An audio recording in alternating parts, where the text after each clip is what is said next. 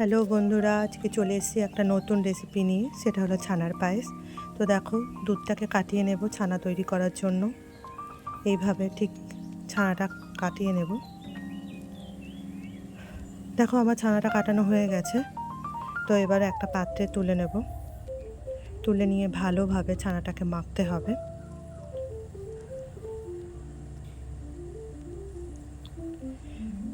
ছানাটা আমার মাখা হয়ে গেছে।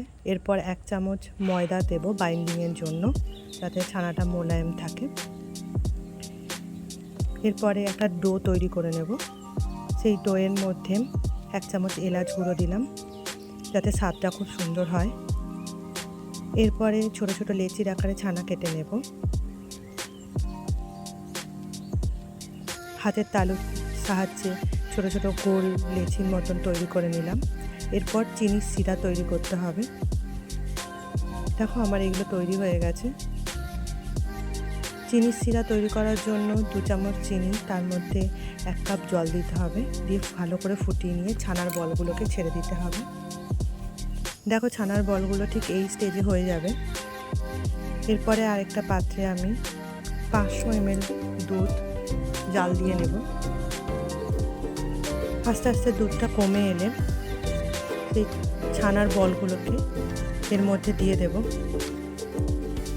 এরপরে ভালোভাবে একটু ফুটিয়ে নিতে হবে দুধটাকে। আমি মিষ্টির জন্য 2 চামচ চিনি ব্যবহার করেছি, কারণ আমার বাড়িতে মিষ্টিটা একটু কমই খায়। তো তোমাদের স্বাদ অনুযায়ী মিষ্টিটা কমানো বাড়ানো করতেই পারো।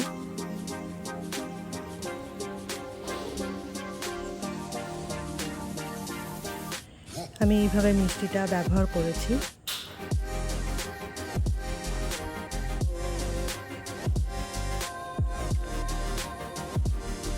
তো ফুটে এসছে, ছানার পায়েসটা তৈরি হয়ে এসছে। এবার আমি নামিয়ে নেব। পরিবেশন করছি ছানার পায়েস। বন্ধুরা, তোমাদের ভালো লাগলে তোমরা অবশ্যই বাড়িতে এটা বানিয়ে দেখতে পারো। আশা করছি খুব ভালো লাগবে। চলো, টাটা।